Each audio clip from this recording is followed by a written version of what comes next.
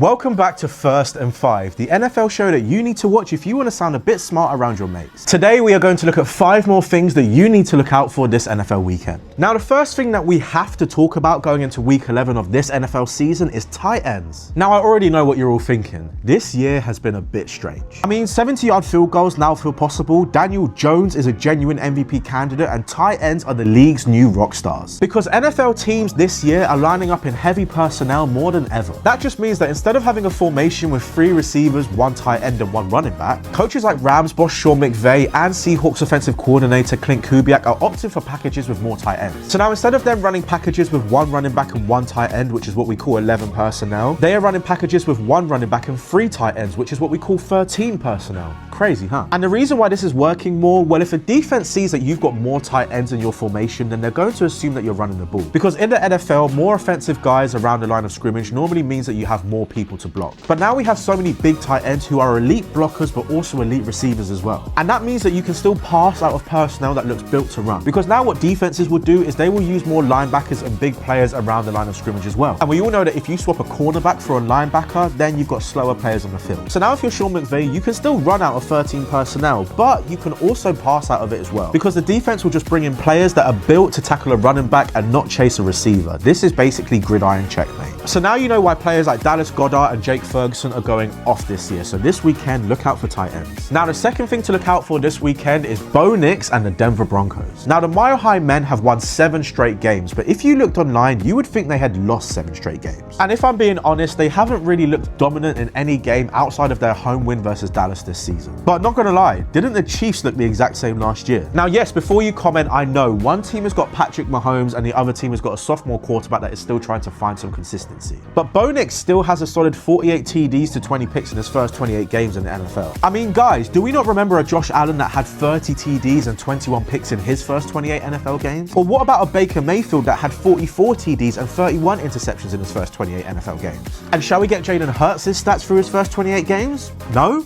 I didn't think so. And I know it could look a lot cleaner at times, but Bo Nix has showed a lot of traits that you need in a franchise quarterback. He's got the grit to come back in games, he's got the athleticism to roll out of the pocket and get yards on the ground, and he has insane arm talent with some of the throws that he can pull off. I mean, he caught a receiving touchdown in last year's playoffs. Like, what are we doing here?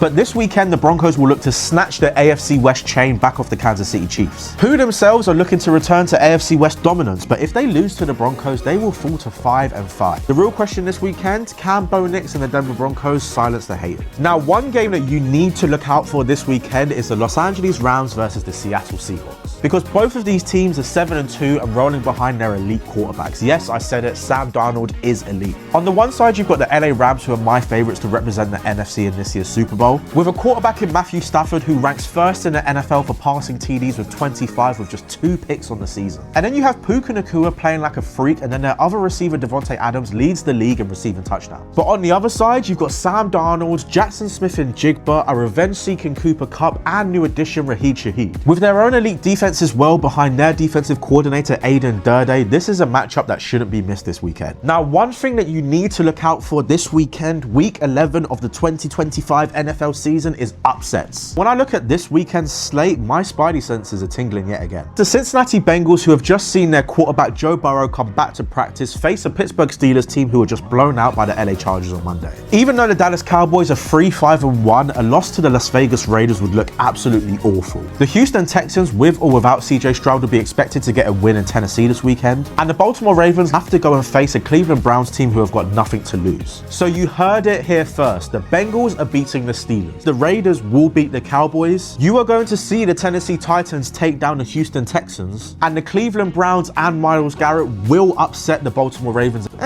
Maybe. I don't know how I feel. And the fifth thing that we have to talk about going into week 11 of the NFL season is this weekend's game in Madrid. Now, before the season started, you probably would have looked at the NFL Spain game as a spicy affair. A resurgent Dolphins with Tua under center versus a sophomore Jaden Daniels looking to return to the playoffs. But guys, it hasn't quite worked out that way. But I'm going to put it on record, this will be one of the most exciting games of the NFL season. Let me tell you why. We have to remember the Miami Dolphins are coming off a win versus the Buffalo Bills last week, where they beat their brakes off. And even though their starting QB is out, the Commanders still have a QB2 in Marcus Mariota who still has a tiny bit of sparkle. And matchups, teams and players aside, we are about to see the NFL played in the Santiago Bernabeu. That is a spectacle in of itself. So this weekend, let's see who the Real stars will be coming out of Madrid. Oh God. But guys, those are 5 more things that you need to look out for this weekend. What are your thoughts though? Comment down below and let us know. And as always, if you have enjoyed this video, be sure to subscribe to the NFL UK and Ireland YouTube channel for more top quality content. I've been American TJ, peace.